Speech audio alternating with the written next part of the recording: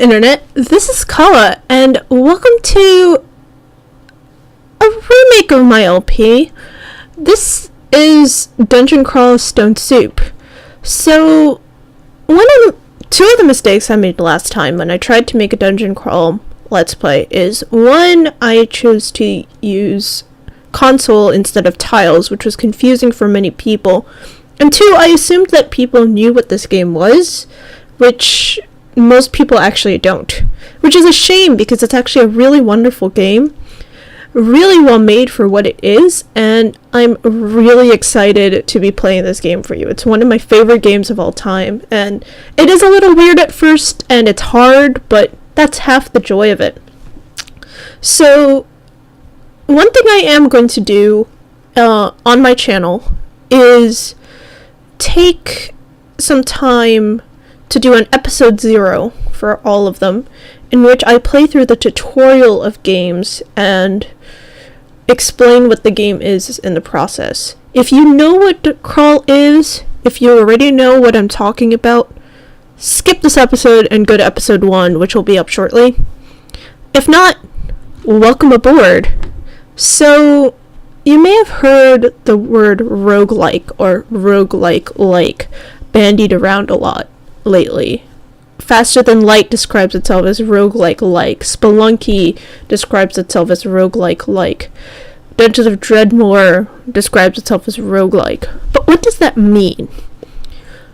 There once was a game called Rogue, a very long time ago, which was one of the first dungeon crawlers out there that instead of being a text adventure, like say Zot, it was a physical representation of a dungeon floor using some graphics or ASCII. So hash marks would be walls and dots would be floor tiles, and you were the @ sign, and you'd use the number pad to, move yourself around as the @ sign, and you'd go through the monster, kill the monsters, get to the bottom, and come back.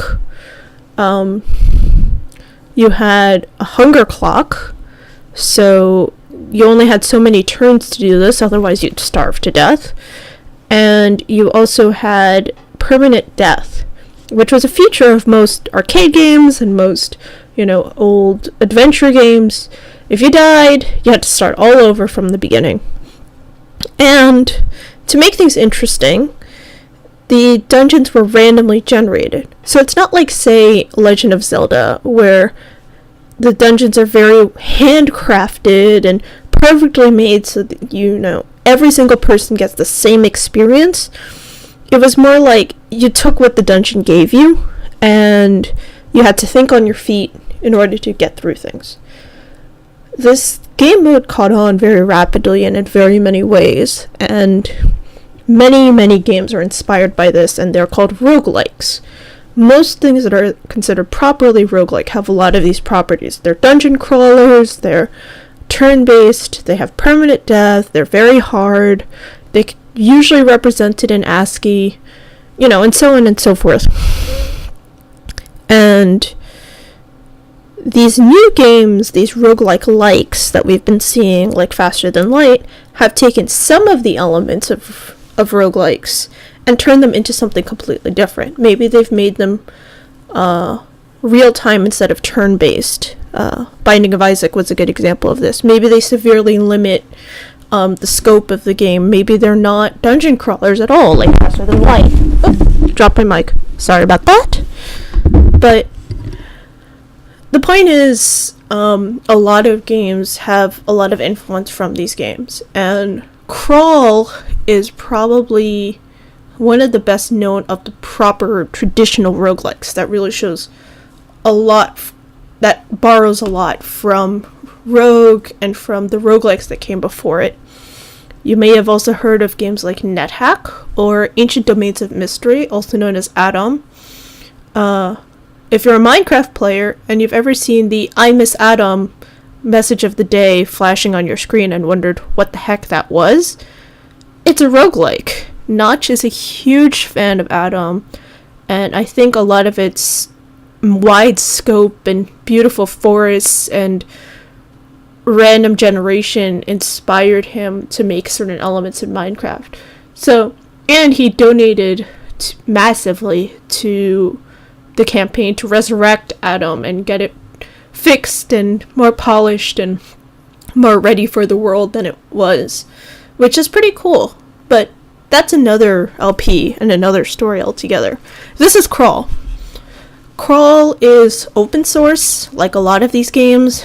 It can be represented as console, and I'm used to ASCII, but I'm going to play tiles for you guys' benefit, as well as the fact that it's easier to record in Fraps that way, funny enough.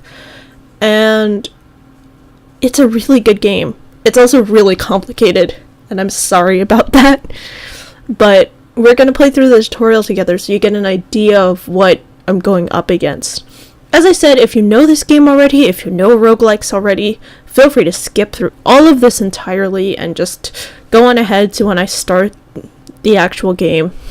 But for now, let's just go through the tutorial. When I pressed F9, it inputted some weird character for my name. Oh, there we go. That's more like it. So, lesson 1 is movement and exploration. In this lesson, you're going to learn how to move around and explore a level. You can move by clicking with the mouse or with the arrow keys. Mouse control is something that's pretty much only in the Tiles version of this game. It is helpful and it is handy, but I will probably be using it a bit because the microphone is between me and my keyboard as of right now. Eventually I will get a mic stand, but I'm not too worried about it right now. Anyway, reread all messages with Control P, space to clear the prompts. Space bar. Let's click over here. You're doing great. Now explore a bit until you reach the next blue square. Travel. Over here. And just to give you an idea, this is the number pad. I can move diagonally using 1, 3, 7, and 9. If you are crazy and you know VI keys, you can use that too. But I don't know VI keys. I don't even want to learn VI keys, so I will mostly be using numpad or just the mouse. Yep. You can move diagonally by way of the number pad or using VI keys, as I said. You can also move using mouse clicks. Yeah! Whee! A quicker way to run is to press Shift along with the number pad or VI keys. So this is Shift and 9. And as you see, we just went straight up. Instead of here's 1, here's 9, here's Shift 1, here's Shift 9. Make sense? Shift 7, up like so. There's a stair here. There's a stone staircase leading down here. I can shift click on my character, or I can use the greater than sign. If I was playing in console, the stairs down would literally be represented with a greater than sign. So that actually kind of makes sense. Anyway, let's go. New level. Head over to that door on the right. You could reread old messages with Control P. Let me show you what that looks like. So it fills the screen with everything the messages had said so far. And I could scroll up or down if I need to, but I don't need to right now. And escape to exit. To the right. You can open and close door by walking into it. You can close it by pressing C. Open door. Close door. Nope. Capital C. And that is one thing. Capitals do matter in this game. Shift plus a button matters the way that Control plus a button matters, or Alt plus a button matters, and there's a lot of keyboard controls, which is very annoying and is something that more modern games try to avoid. But the thing is, if you're very good at this game, it's much faster to be using the keyboard than it is to use mouse control and menus and all that messy stuff. You know, imagine if you were playing something like Final Fantasy and that classic fight, magic, item run, And instead of having to just press up and down over and over again to select a certain one, it was all just, press 1 for fight, press 2 for magic, and when you press 2 for magic, it's like, press 1 for Kiraga, press 2 for Firaga, So, and then imagine you could create macros of that, so, and which is possible in games like Crawl. So that's sort of the justification for these very complex, very use the entire keyboard alphabet soup kind of command sets. What's nice about Crawl, especially in its tile version, is that it's adapted itself to go either way, and we'll be seeing more of that soon. Anyway, let's keep moving. Shift over. It doesn't look like the corridor ends here. Search for a secret door with 5.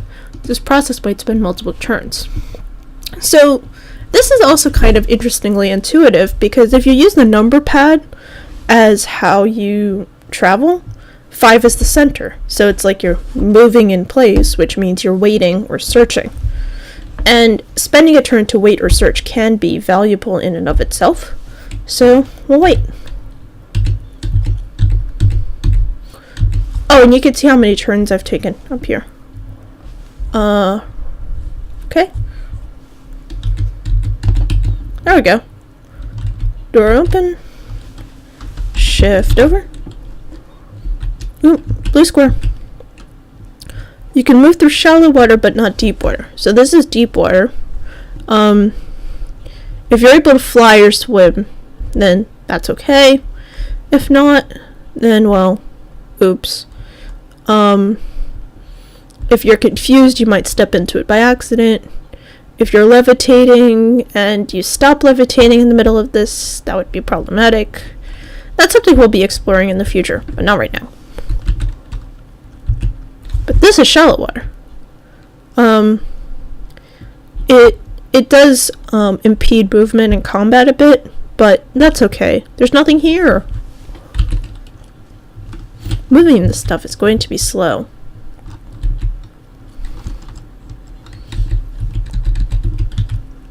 A dead end.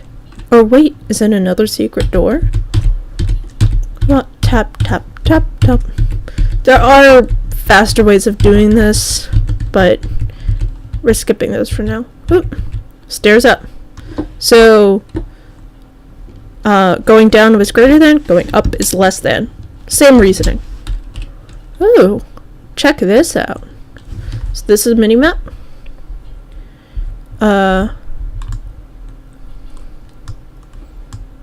I guess this is some other part of the map.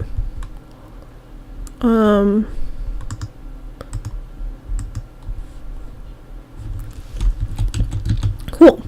Explore manually can get tedious.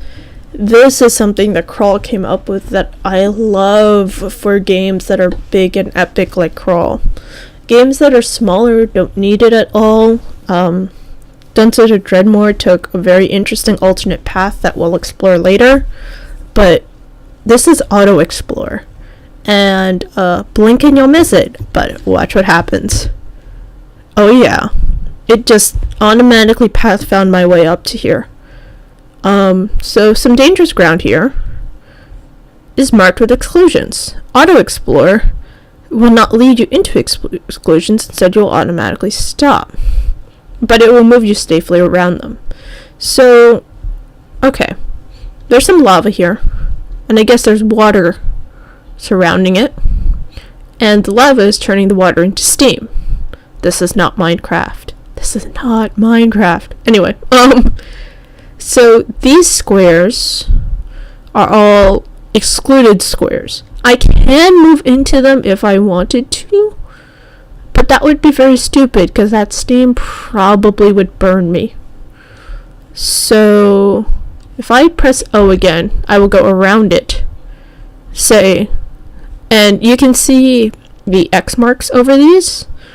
That means this has been excluded from your auto travel. Very handy. Auto Explorer will stop to announce features and items. To travel directly to the stairs, you can click on them, or you can press capital X less than, then enter. So this is kind of cool.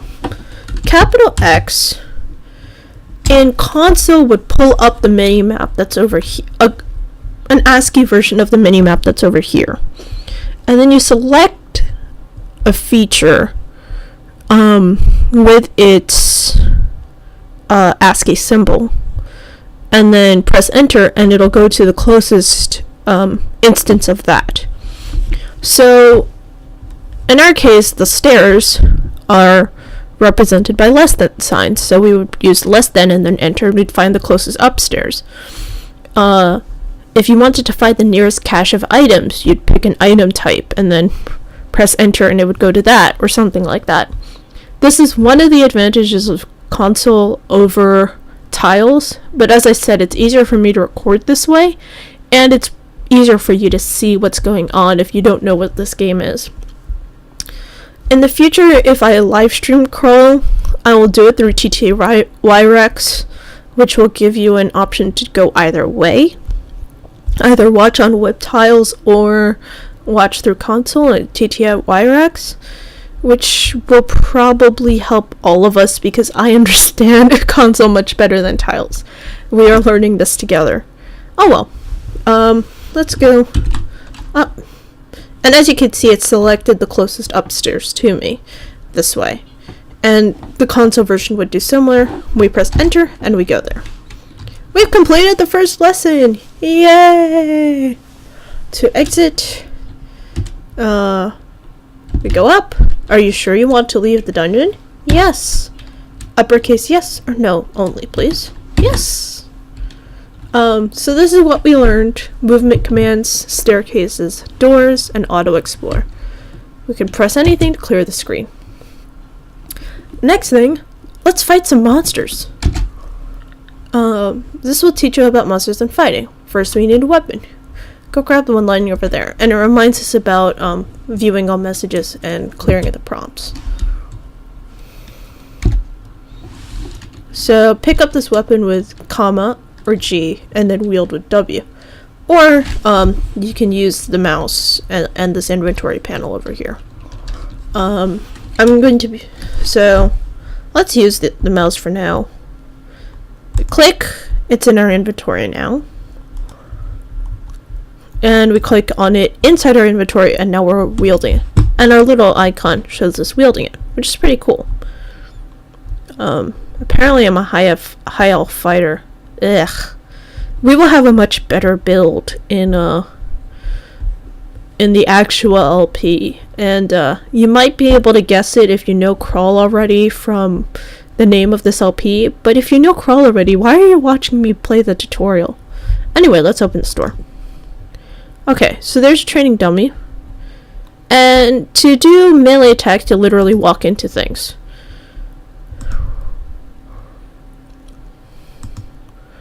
Heavily damaged, almost destroyed, and destroyed. Cool. Oh, wait, I think I missed. No, I didn't miss anything. Okay, so we picked up the whip it was holding. I don't know why a dummy was holding a whip. Whatever. Very good. You can regain any lost hit points by resting with 5. This will make you rest and search, but you will get interrupted if something happens. Like getting hungry. Remember how I talked about the hunger clock in Rogue? Crawl has one too. Luckily there is such a thing as food and you can eat it. But that's okay. So, rat in view. Let's go attack it. You can chop up corpses into edible meat chunks with C or shift plus mouse click and then eat the resulting chunks with E. So, most, so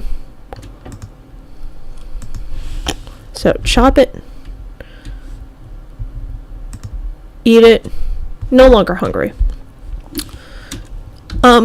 So this is true for the vast majority of the species, which is the equivalent of races in this game. So high elves can eat animal flesh, usually only if they're hungry. There are species that will eat animal flesh whenever they want. There are species that can even eat things like goblin flesh and kobold. No, not kobold flesh. Kobold flesh is poisonous, but goblin flesh and orc flesh. without getting sick. And then there is one species that is totally vegan, which I happen to play. So we may forget about this whole eating corpses thing. We may not, depending on what else I decide to do in this LP. But we'll see. And I chopped up food and I rested. Yes, we understand. Okay. Now, there's multiple rats here. You can also step back and wait for them to come into view. This is an extremely common technique and one that I'll be using a lot. If I go in here, they can surround me from multiple sides and attack me, multiple times in a turn, and I don't like that.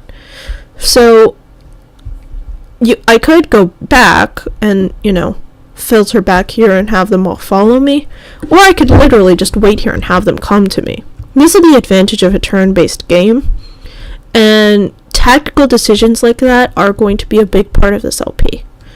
So, let's attack these things. And you see they all file in and come and kill me. But just to give you an idea, butcher rat, of course, Y for yes, C for chop, N for no, A for chop all of the things in the square, and Q for quit this thing entirely. Let's chop all of them. Takes a couple of turns, but we've gained a whole bunch of rat flesh. Now, I'm not hungry, but I'm not stuffed to bursting either. I wonder if I can eat this. You aren't quite hungry enough to eat that. If I was a troll, that would not be true. If I was a spriggan, I would never be able to eat it. But I'm an elf, so I'm a little picky now and then about my food. Cool. Examine these monsters and compare their descriptions to find out which of these cages is safer to fight. Oh, this is hilarious. So this is a wyvern. Let me click the description. Dragon-like creature with a long, sharply pointed tail. Smaller and less formidable than true dragons, wyverns are nonetheless a foe to be reckoned with. Resistant to hostile enchants, which is basically magic resistance of a type. Very dangerous. It can fly, and it's large. What's also cool are these extended descriptions, which are more lore or, fluff, but they're kind of fun too. Mostly because they have really cool quotes and stuff, usually from public domain sources, which I think is really fun. On the other hand, Confucius is made to say to his disciples, I know how birds can fly, how fishes can swim, and how animals can run. But the runner may be snared, the swimmer may be hooked, and the flyer may be shot by the arrow. But there is the dragon. I cannot tell how he mounts on the wind through the clouds and rises to heaven. Today I've seen Lao Tzu, and can only compare him to the dragon. By the way, I took Mandarin Chinese for 4 years when I was in high school. So, if I know the modern Mandarin pronunciation of something, I will probably use it over the bastardized American one or the Cantonese one, and I apologize in advance if that bothers you. So Lao Tzu or Lao Tzu, it's Lao Tzu to me, and that's probably wrong because it's been 6 years since I last took that, but yeah, anyway. This dragon has 2 furious wings, each one upon each shoulder, with a sting in his tail as long as a flail, which made him bolder and bolder. He had long claws, and in his jaws 40 teeth of iron, the hide as tough as any buff, which did him round environ.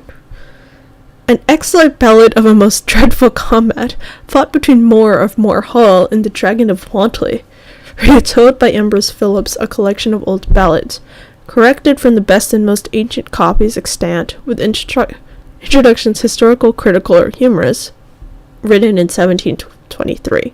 So that's pretty cool. So that's the description of the wyvern. And what's on this side? It's a noose. A glob of grey sludge that has somehow developed a rudimentary awareness and limited ability. It looks easy, resistant to poison and acid, can sense the presence of invisible creatures, is slow, is very small, and is mindless. let's see the extended description. Seahorses floundering in the slimy mud tossed up their heads and dashed the ooze about them. Okay, cool, John Dryden. So the ooze is probably going to be easier for us to deal with. Open the door. Wait for him to come through. Bash it on the head.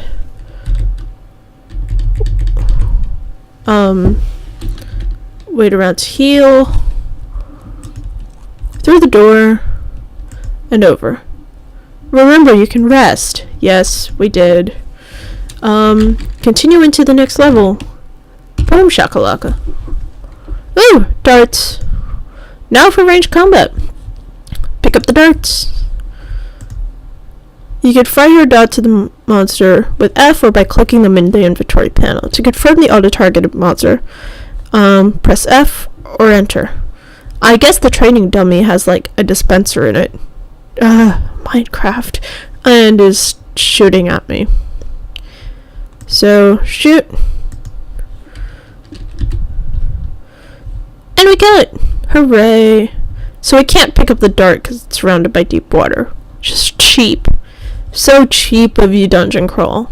Anyway. Onwards. You can rest up with 5. Yeah. By the way, the 5 on my number pad, with numlock off, rests me 1 turn. If I turn numlock on and do it again, it rests me as long as it takes, or just 5 like on the main keyboard. So, there you go. Auto-explore using O. Let's do that. Hungry. We have that rat flesh from earlier. Nom. Ooh, got a bow. Pick up this bow. Wield it with W. Okay. Pick up the arrows. Pick up the arrows. Press O. Okay, firing arrows from wielded bow works exactly the same way. You can change the target of monster by pressing the plus sign while in target mode. The worm is harmless behind the lava, so concentrate on the dummy which can fire at you. Again, confirm your choice with F or enter. So it'll automatically choose first the one that's closest to me, which right now is the worm. But the worm can't move to get me, which is why it's saying it's harmless. So I should be shooting at the dummy instead. Whoop. One or more of your chunks has started to rot. While some species can eat rotten meat, you can't. That is another thing, but that's okay. We destroy the training dummy. Cool.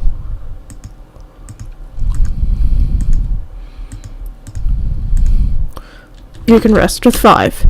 And I can rest now that I'm not inside of the worm. Let's see what happens when I try to rest here. Auto rest here.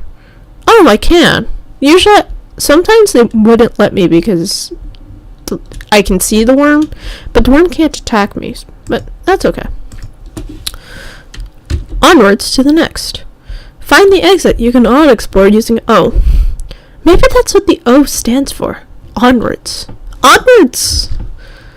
Rat comes into view. Fire the missiles. F fire the missiles. Oh. I missed. This is the one thing about having the mouse here. I'm going to put it in random places instead of having it where it should be. Get that. Chop that. Oh, drop the corpse. And the rotting flesh, because I have no use for that.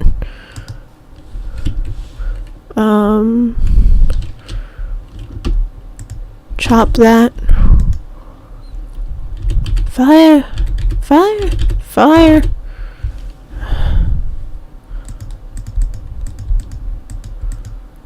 Okay. HP restored. You can chop. Oh, remember you can chop up corpses. Yes, I know. Unlike most people, I have actually played this game. Ugh. Ooh, level 2. Reaching a new experience level is always a nice event. You get more health and magic points and occasional increases to your attributes. Cool beans, guy.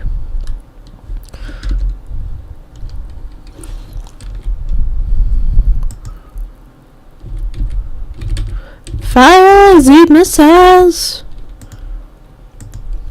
Cool. Another reminder about chopping up corpses. Another cool thing is that Auto Explorer will pick up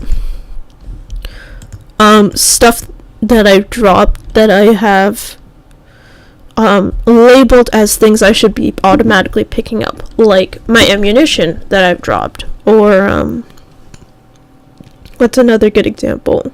Gold on the floor is auto picked up, and I can adjust what's automatically picked up and what isn't in the options. I'll probably keep it to default for now, and yeah. So I won't automatically pick up giant rocks, which are really heavy and I won't really use them. Or I won't automatically pick up really heavy armor. Stuff like that. So, okay, exit from the tutorial. Oh, okay, cool. Items and inventory time. You're going to learn about items and how to use them. Let's grab those boots. Pick up the boots. Wear them. Cool. Some types of item are picked up automatically, as I said. So, this scroll's label is nonsense. Many items are unidentified when you find them. One way to find out what they do is to use them. Try reading the scroll. Scroll of fog, which creates fog around me. Very ninja-like, you know. Think of it as a smoke bomb. Use it accordingly. If you are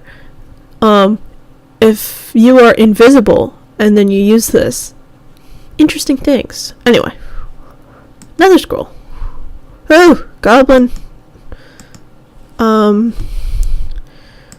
You'll die. Auto pickup does not work if there's a monster around. Now you can pick up the scroll. Fearsome visage of fear. Cool. Ruined or glowing, always enchanted, or have special properties. You can wield this now and see what it does. Ooh. Weapon. Items of venom.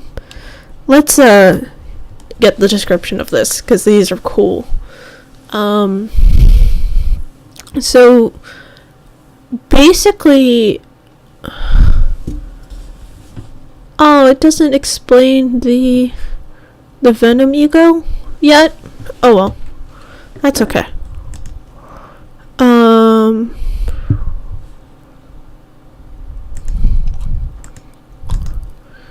Okay. Yeah. Doesn't. Oh, it poisons the flesh of those it strikes, which is very handy, as you can imagine.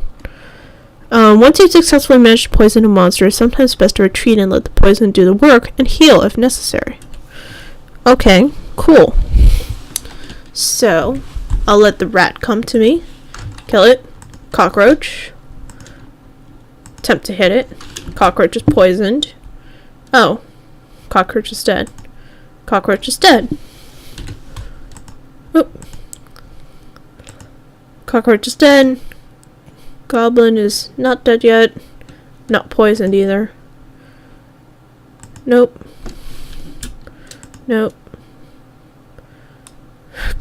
Hobgoblin is dead.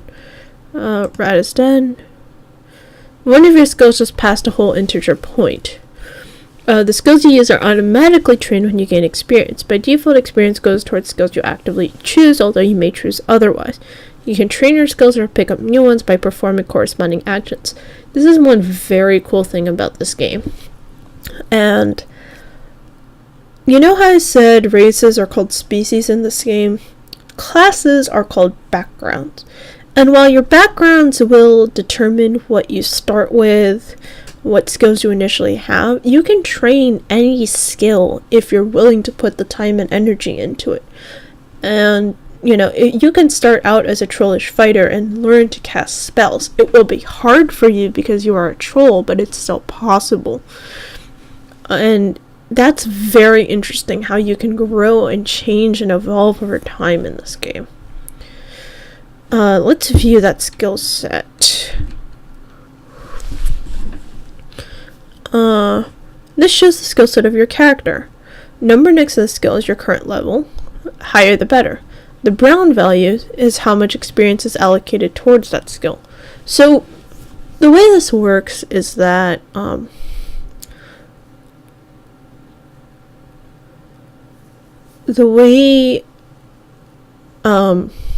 every time you gain experience, you divide that experience amongst the skills that have brown percentage things next to them. So 3% of my experience is going to go towards training dodging right now. 38% towards armor, 43% towards fighting, a little bit towards long blades, and some towards unarmed combat. So if I wanted to start training spellcasting, I can't do it yet because I don't know anything about it yet. Let's say, for example, I wanted to stop learning unarmed combat because I don't want to do unarmed combat anymore. I have this scimitar of venom. So if I click, is it not going to let me? Let's,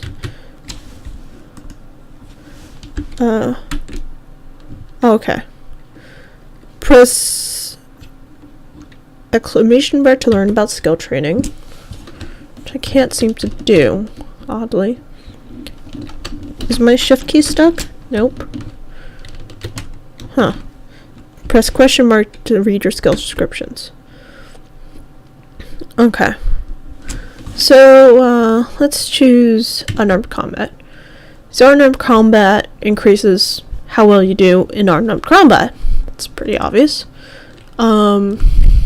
Fighting increases accuracy and damage in all hand-to-hand combat, and increases maximum HP as well. So fighting is pretty good to train if you're fighting. Spellcasting is spellcasting, easier to learn and cast spells, increasing your mana, magical reserves. Spellcasting skills and your intelligence are the only factors countering spell hunger. Spell hunger is a phenomenon that we'll explore later.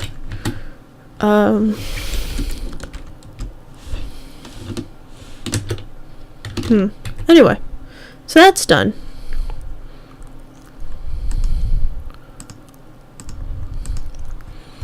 Brave Sir Robin will run away for a bit. And stab a cockroach. Okay, cockroach is poisoned but not dead yet. Retreat, and the cockroach is dead. And we've leveled. Cool.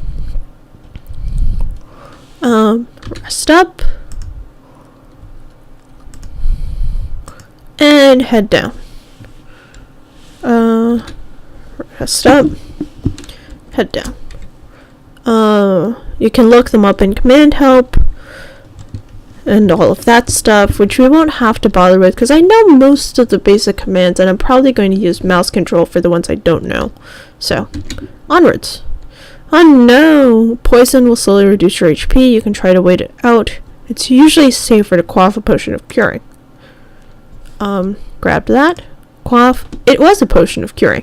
It could have been a potion of something else. I have no idea what a purple potion does before I drink it. And the thing is, like, death is permanent in this game. And I can restart the game. And what was the purple potion in my first game could have been a potion of curing. The purple potion in my second game could have been a potion of paralysis. I don't know until I try it or until I identify it some other way. This random item generation and random item enchanting is a big part of a lot of these larger roguelikes. The goblin dislikes us. Let's wait for it to... Oh, it's not going to approach because it has... Your hit points are low. Cough potion.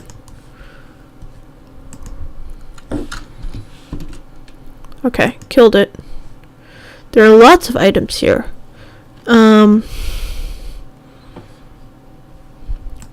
So these are the items that are here. Let's pick up all of it.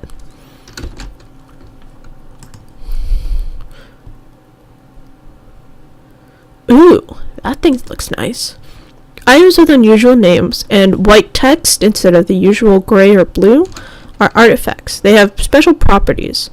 Some are known and pre-identified, others are random and have unknown properties. Let's put this on. Equipping the sign of effectual resistances. Oh. Check the overview screen for details. Let's go do that. Okay, so we have life protection and resistance against poison now, which we didn't have before. Unfortunately, it also made us clumsy and stupid. Not very clumsy or stupid, but enough that it may make us nervous depending on our build. Let's read the description of this thing. An enchantress with a magical loom and way too much time on her hands stitched this cloak from the hides of hundreds of rats, most of them orange. It's a bit awkward to wear and looks rather foolish, but it provides excellent protection from all kinds of rats. Affects intelligence and dexterity, protects from poison, and protects from negative energy. Okay, pretty cool. Let's rest up. Open this up. Ooh, a wand of flame. You can evoke with V or capital V or mouse click in the inventory panel.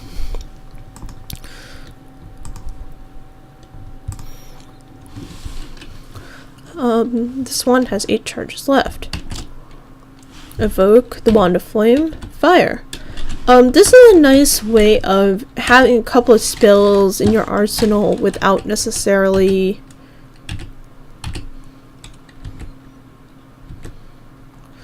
oh yeah, that Null can hit me from like one space away because of that.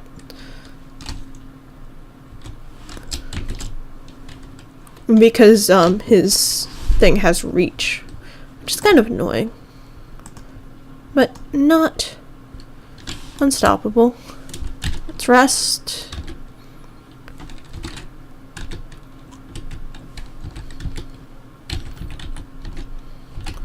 Okay. Wand of digging can dig through some kinds of walls.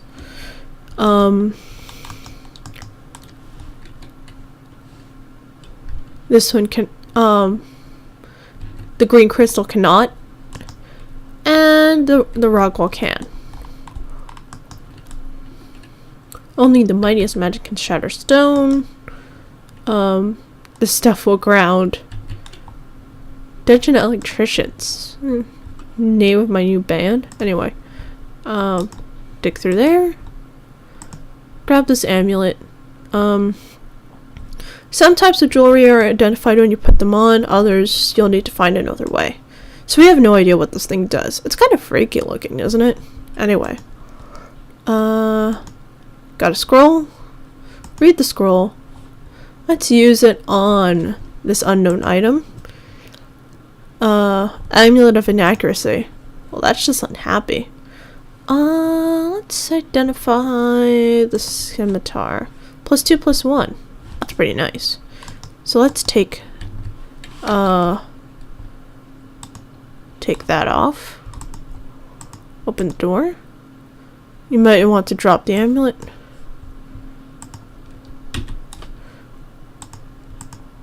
Just like we dropped that flesh earlier. And go on to the next level. Yes, we know. We can check on all of the... Okay, gold can be spent in shops, has no weight, cannot be dropped. Gold is less useful in Crawl than it is for other games. You can't sell things for gold, and you can't donate it to gods, and, you know, all the other cool stuff you can do with money and other roguelikes. But it's a balance thing, and I kind of get it. It still makes me a little sad, though. Shops offer items, but they don't buy from anyone. Okay. So we can buy stuff. I can't afford that potion of heal wounds. That makes me sad. Let's pick out that potion of might.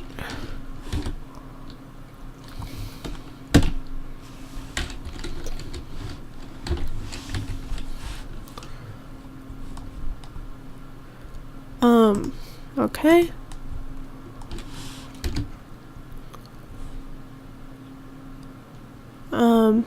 Found the exit. Ooh, lots of gold. You now have enough gold to do some serious shopping. You can search. You can literally search in this game for things, and it will search amongst all of the dungeon levels you've found so far, which is very nice. So if you have, say, caches of items laying around somewhere, you can search for it and automatically travel to it through multiple dungeon levels if necessary, which is something we'll be using in the future. That way leads to a difficult battle. You may choose to use what you've learned so far in a fight, or try to reach the other end of the island. Either way, it may be a good idea to do some shopping if you haven't already. Okay, guy. Find. Shop. Go to... pick that one, and go.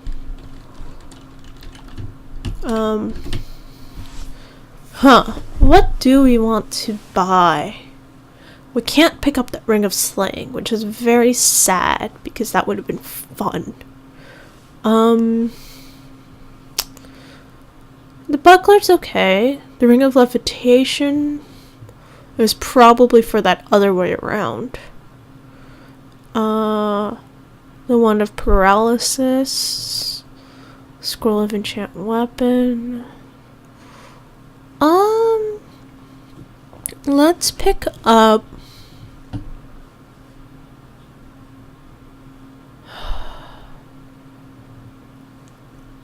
Oh, I can't afford the Levitation one. Ring. So let's do the Wand of Paralysis. Okay. Onwards. Okay. So, quote-unquote difficult battle here. Ooh, wow. 1, 2, 3, 4, 5 orcs and a crimson imp. They weren't kidding. Paralyze you? Nope. Evoke. Fire. There we go. The null stops moving.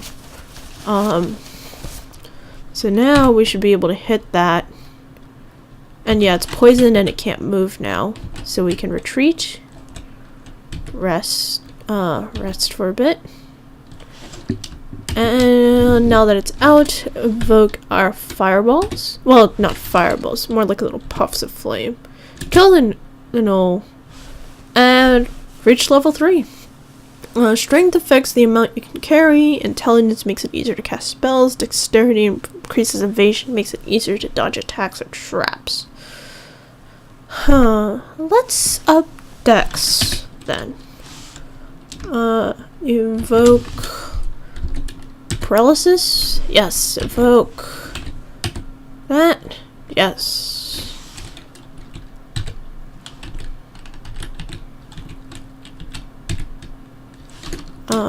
Again, rest up a bit while we have the chance.